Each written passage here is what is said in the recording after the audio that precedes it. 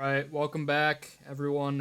Another episode here in season two of the UFL. Um, we're on the brink of starting another season here, 11 days away. And this week we bring a lot of new topics circling around the league, including potential union problems, as well as different things with quarterbacks and just the competition with them and other position groups, as well as new signings, and also just some of the statements that some of the coaches have been saying to kind of get you more excited. And we'll also talk about some any bold predictions we have, and as well as Matt Corral power rankings. Um, have also cutting down the roster, which they'll have to do soon here. So we'll get into all of that. I wanted to start with the union problems here. We recently found out that a good number of quarterbacks without throughout the league have started to union and started to protest about unfair labor that they felt that the league has been displaying. So just kind of wanted to get you guys' thoughts on when you guys saw the news. What did you kind of think about the league's future after you saw it, and do you think it was kind of unchanged, or is your mind still kind of thinking along the same lines as it was before the news came out? So whoever wants to start on that, feel free. I Not think me. just looking at just the trends that were coming out when that topic was first arising, with of course James Larson covering it and other outlets.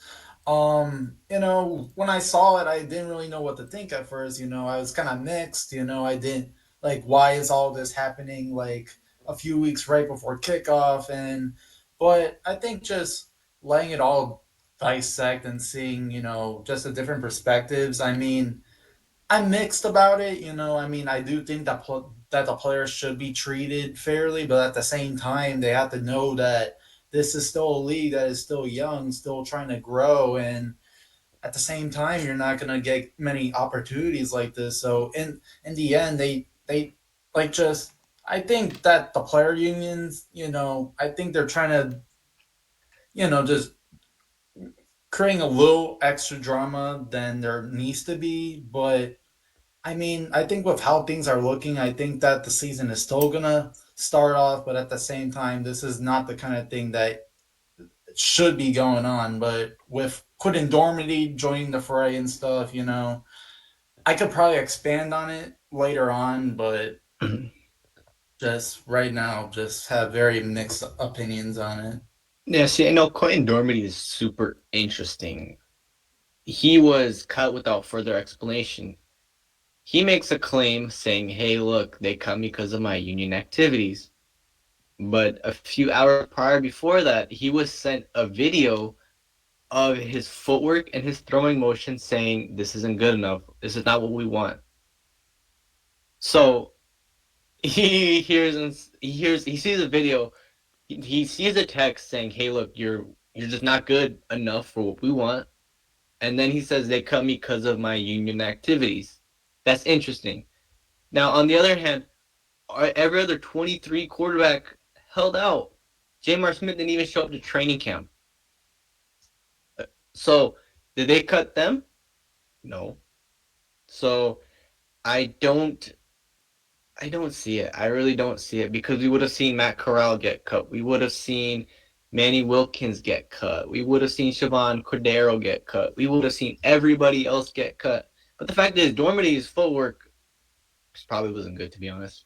So I'm gonna just leave it at that. I don't think that it was based off his union activities when they gave him a clear reason why he got cut. Yeah, and I think it just goes to show. I mean, was he on the list, or the original list of quarterbacks that held out? Yeah, well, every quarterback held Every out. every Every okay. quarterback. So I mean, I didn't see Luis Perez get cut, so like Perez had just as big as an impact as Normandy did. So I don't understand it. Yeah, and it's a shock because we're just hearing about this. It's been a long off season. Players were in contact with their teams before the NFL season had finished, kind of into January there.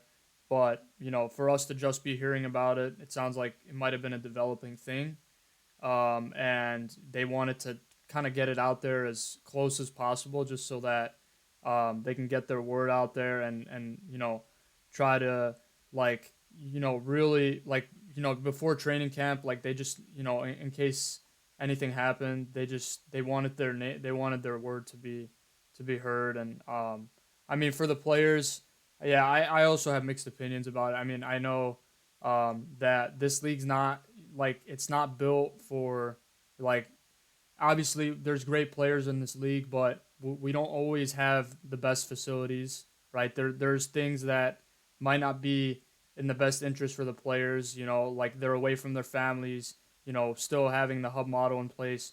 So I definitely see where they're coming from, but at the same time, if you're gonna complain, at least try to, not do it so close to when a lot of players are really expecting to have like they already have the season in mind, because now you kind of you might be tinkering with like a younger player's development a little bit.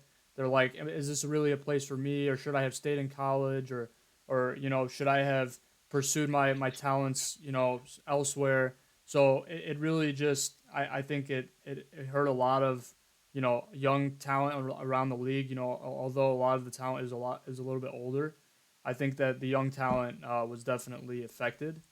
But those are my opinions. What do you think, AJ? You got anything on that? Yeah, it's unfortunate it's so close to the start of the season. And I think, like, for me, I heard rumors of, well, with all this going on, will this be the last season? And I don't think that's what you want 11 days before the season, especially when they're still trying to get newer fans into it. And so it's definitely not what you want to hear. And I think it's not the thing that should be the big story right before it starts. It should be, talking about the teams, talking about these QB battles. So I think for the league, it's definitely not what they want to hear, but hopefully they can get it fixed and solved before the season starts. Yeah, and we've already seen shades of that. They've pushed out training camp content. They've pushed out joint practice content, just trying their best to kind of forget about what happened not too long ago. And gear up for the season ahead of them. So, and that kind of goes back to the topic of marketing efforts. How they're really trying to push out the content that the fans want. We want more mic'd up moments. We want more training camp moments. We want more joint practice moments. So for them to be pushing that stuff out is great for us, and also for the new fans that might be tuning in this season that might have heard about that news. It's also a little bit of a distraction, and hopefully they'll be able to tune in this season. So, but yeah, I mean, so we got the union problems. Quarterbacks going out. A little bit inconvenient that it happened right, very recently. But I think that if the UFL can stay on track with giving us the content and trying their best to forget about what happened, I think they'll hopefully make this a great season. And so we'll keep an eye out on that, and we'll track it along as we might talk a little bit more about it later on in the episode. But so we wanted to get now into the recent moves. So obviously Dresser went to Memphis not too long ago, a a little bit after our last episode there in February. So what were you guys' thoughts? Kind of him going to Memphis. Does it kind of shake up the quarterback competition between him, Troy Williams, and I'm blanking. Some bum named EJ Perry. Sorry. Sorry. Yeah, I forgot your names in that. Okay, so EJ Perry, Troy Williams, and Dresser win. So does that kind of shake up the quarterback room? Do you think anybody's job is safe there? Do you think? No, I think that they're bringing in pieces for Troy Williams, like as Isaiah Henney was one name who played with Troy Williams. And if you go back and you watch Troy Williams 2023 like film with Pittsburgh Maulers, he looked really good. He looked calm. He always looked poised. He always made good throws. He went through progressions. I recently went back and watched a lot of his film, and the one thing I always see is Isaiah Henney and Troy Williams. Although granted, only 6 touchdown passes thrown, and a handful of those two. I mean, it should have been 7, but a handful of them went to Isaiah Henney, and him and they already have that connection. Now Henney has been out of football since last year because the Roughnecks suck, and he's hasn't really been playing a lot, doing a lot. Now the one thing that he is going to probably always do is produce. He can return the ball. He can receive catches. Now Dresser Wynn has probably taken a good 21 pass attempts in the NFL. His longest attempt is 16 yards, but this is all preseason, and then after this, spent some time in the CFL. So Wynn is still fresh. Wynn could be a plug-and-play option for when, like, I don't know, they realize EJ Perry can't do it. They realize Troy Williams can't do it. So what do? They toss Wynn in, and Wynn doesn't win because, I don't know, that Memphis team isn't really great. So that's all I really have on this. I think to add on to that, I think it's definitely possible. We see, either or Troy Williams or EJ Perry, not doing well in the offense. Calling now for an older, maybe a little bit more proven option and Dresser Win. I think the experience level might be along the same lines, but I think he can definitely provide that spark at least for the short term. They might have to pick up somebody midseason if they feel that all three aren't getting the job done, which obviously you hope isn't the case with any of these teams, because that only makes all the anticipated hype worthless. But I think, yeah, it's definitely a possibility from what we've seen before. Injuries happen as well. That's a guaranteed facet in football. So it's just something to keep an eye out on. I know it's definitely one of the more interesting quarterback situations, especially with now adding Win to the mix. So what do you guys think about that? If you guys have anything on it. I think when the news first broke about Joshua Wynn signing with the Showboats, I didn't think too much of it. Like at first, I mean, he's filling in the third string slot, but at the same time, I think allowing myself to like do the research and just really just understand where he's come from and what he's been able to do in the sport. I mean, I would say that it's a solid option for Memphis. Obviously, he's bounced around the NFL. He was with the Rams in the preseason. I'd say he might have a fair shot at starting this season at some point. Kind of similar to how last season we saw all three quarterbacks start for the Showboats. But I mean, I think it of course balances out. EJ Perry, I'm still kind of he might end up starting, but at the same time, he's a very mobile guy. He's not always accurate with the ball, which is why I'm still split on either him or Troy Williams starting for right now. But yeah, Showboats are and a very interesting team to just really just focus on and really just see how Wesson Hunt and the Showboats are going to try to improve from last season. I think it's one of those teams, AJ, you and I are both Titans fans of the NFL, and it's one of those teams where you think of is the quarterback what's going to either hold them back or make them thrive, right? We kind of saw similar things in the last season, right? The quarterback was our downfall, right? So is that going to be that's going to be the question for the Showboats this season? Is the quarterback has to be the answer? If it's not the answer, then things might get ugly pretty quickly in the season, right? They can start 0-4, 0-5, 1-4, right? So like that's just something to think about because they did really add upon a lot of those positions like defensive line, cornerback, safety, linebacker, right? They did a lot in the offseason. So now it begs the question: is quarterback what's going to hold them back or make them succeed? So that's my thoughts on it. I mean, you can add on Mm. if you feel the same, but Yeah, I mean, I think like like you said, they added a lot, but it's gonna depend on the quarterback. And I mean, I feel like having Troy Williams and EJ Perry, we saw what EJ Perry did last year. So I mean, I feel like at the end of the day, they probably will play all three, depending on how the season goes. And I think, I feel like EJ Perry might be that guy that can do what he did with Michigan last year and kind of hold them afloat if the other two can't get it done. So I think that was a good choice by them. And I think even if he doesn't start the season and the season kind of goes to the side, they got EJ Perry to kind of keep him afloat.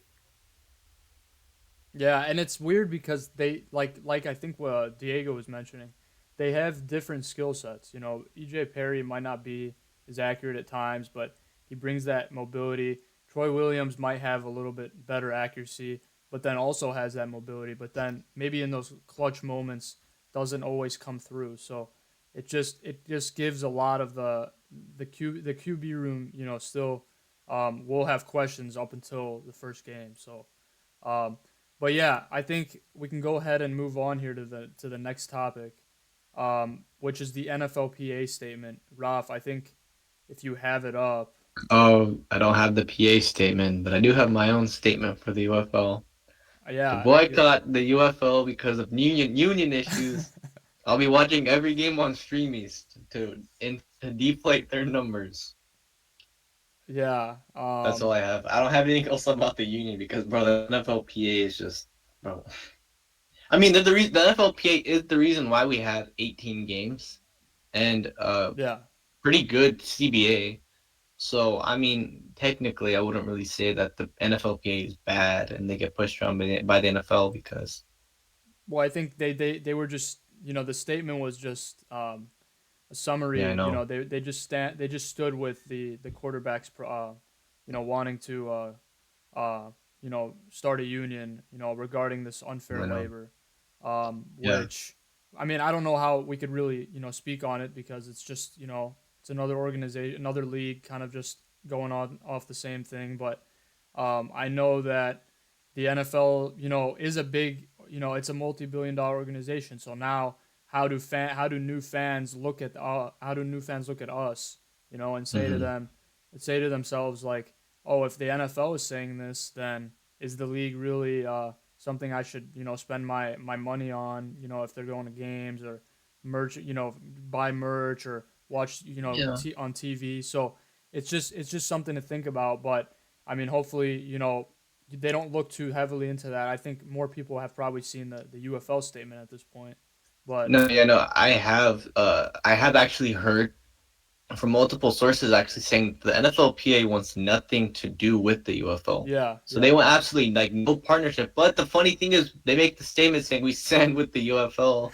PA almost like what the hell? Like this is so the reason why is because back in the USFL a couple of years ago, the NFLPA reaches out and they say like, hey, the USFL is a league you can play in. They didn't say about the XFL nor the UFL, but they only partnered with the USFL. Interesting. And now this past coming year, they said, yeah, we don't want anything to do with the NFL, the UFO. So then the UFO, of course, formed their own union, of course, led by Kenneth Farrell. So all this is actually being led by Kenneth Farrell, if you are not aware, former AAF running XFL and UFO, former AAF and XFL running back Kenneth Farrell is the one leading this storm. If you guys aren't really aware, but he's the owner of the PA and he's the one running everything behind the scenes. But he's like, yeah, the NFLPA doesn't want anything to do with the UFL. So I'm more kind of like confused. I was like, why are they saying, hey, we stand with you guys? You know, but what do I know? yeah, and I think something that we've kind of made clear is that the UFL at this point in time is not intending to be a G League of the NFL, because we have a lot of talent previously in the NFL. It's a lot. It's a very much different model than the G League is of the NBA. So like, I don't think none of us want that. Like personally, I know I don't. At least now. I don't want them to, be act as the G League to the NFL because I think that's kind of pointless, with the experience that some of these guys have. It would just be unfair, honestly, to some teams recruiting. You could get young players, but then, I mean, a lot of our players are a little bit on the older side, so it would just be weird if they ever consider that. And I know the coaches and players around the league are not thinking about it like that either. They're trying to make a name for themselves. I know Mike Nolan the other day, he said, these guys want to see you play football, but it doesn't always mean that they're gonna get you. It's just that they want to see you play. You'll always be considered, regardless of how good you are. You'll always just be a name that they can keep for later, especially if you're a younger player. So Hmm. and they might have had your name on they might have had your name in their records that they can always revisit down the road. So but yeah, so yeah, just some things about the statement, some general thoughts. Kind of like we don't want the UFL to kind of serve as a G League. I think it's definitely a better alternative. Players come here and they're able to get really good experience, and I don't think the UFL is gonna entertain that anytime soon. So yeah, Raf, thank you for the exclamation mark there. So so yeah, we'll go ahead and get into some of the joint practices around the league here. So recently, teams have started to practice together. This is something also the NFL does. They meet each other. Obviously, a little bit different here. They're all at the same place anyway, but they meet each other and they just have practices. So they scrimmage, they do drills together. It's been interesting. They've gotten some of that content out, um, but it's great because they weren't giving us this content last year about Yeah, joint they were. practices. They were. Yeah, they were. They were. I No, no, saw a but lot of it. oh yeah, yeah, but not. But we didn't Oh, know as much of it in terms of like when are they going to meet each other. We got the scrimmages now. We'll talk about that, Diego, after that. Yeah. So I mean, what do you guys think about the joint practices? You think they're a good idea? You think it's good this I mean, soon? they do it in the NFL. I don't. They do it in the CFL. They do it in the ELF. I think it's a great idea because they give you a preseason. Really, I mean, this is really just their joint, like not their jointless. Their I want to say jointless. This is their like soft preseason. Like this is a preseason game for them to play. So Yeah. I think that's pretty interesting. Yeah, and it's great they're working out there in the stadium. So kind of getting used to that Uh, feel. To add on to that, the Arlington Renegades just hosted an open practice this past weekend too. So the fans were able to see their teams take the field and really just envision how this team is going to look come March 29th against the Brahmas. And I know that some of the fans reported saying that that the quarterbacks Luis Perez, Holden Allers, and Luke Luke Lon, Lennon. Lennon. There you go. Um, you know they all ended up struggling, which is a little weird, but at the same time, that really goes to show just the growing pains that the team is going through right now with their weapons and stuff. So I think the joint practices are great because you can just identify these issues and just work on it as the season approaches. Yeah, and Actually, I was yeah, gonna say go fun ahead, go fact. ahead. That had this is their third annual open scrimmage they do. They do this every year, and I had been to the first one, and it was quite fun. All I'll say is it was quite fun, and it's normal for Perez to struggle because you could toss him in any offense, and he'll throw like 1,000 yards in 3 games. It's not uncommon for him to struggle at any point. So I think it's just as you said, growing pains. Like Perez has nothing to worry about. He can play in any offense. Yeah, I think it's gonna be definitely. It's great that they have open practices. I know that it's also a small sample size too. It's only a joint practice. It's only it could be practice players, it could be second, third stringers. You also have to think Perez is coming back from the union rumors. So he's still trying to get his mind right, in the right state before the season. And obviously he's got 11 days here, so he's got a little bit of time to really get focused and lock in. And these joint practices definitely help with that. So, um, but yeah, we can go ahead and get into the team scrimmages. So, um, I have the list here. I don't know, Diego, if you had it already, but I can read it off. Okay. Yeah. So the UFL has team scrimmages planned this week. Obviously with the league debuting next weekend. They have decided to have scrimmages this Wednesday. So we have Arlington versus St. Louis, uh, San Antonio versus Houston, Memphis versus Birmingham, and Michigan versus DC. So we're just getting a little bit more of a glimpse, kind of a more formal joint practice, but just kind of one shot. And then James Larson added on in the tweet that these scrimmages would be pivotal for teams making final cutdowns, which we know is going to be really crucial in how the season looks for every team, right? So all these QB rooms have three quarterbacks. A lot of running back rooms have four. So there's a lot of DBs on a certain team. We're gonna see a lot of that get cut down, and a lot of players are gonna be told tough decisions and have to move on with their lives. So, but Yeah. No, I was gonna say I noticed that with a lot of teams, they usually have their, six receivers and a few extra guys. The one team where I'm like, bro, this receiving core is like insane is Arlington. The Arlington Renegades need to cut down their receivers. I don't know how they're gonna do it with never mind, they cut down a couple. Still, I don't think that we all saw that Luan Winningham catches, we're all aware. I don't think he's making the team, nor is David Durden, be dead honest. But one name who I'm saying, oh, this guy is a shoe quite a shoe in to come in and play. Ty Freifogel, wide receiver out of Indiana, spent some time with the Kansas City Chiefs at wide receiver for the San Antonio Brahmas. He is one name who you're gonna come see play on the 29th or is the third, the 20. I'm gonna say 29th. He's gonna play on the 29th of March, come this month. And Luis Perez is also making the roster. yeah. So I mean, just there's gonna be a lot of controversy with when people get cut. Raf, I know you're gonna be on top of that.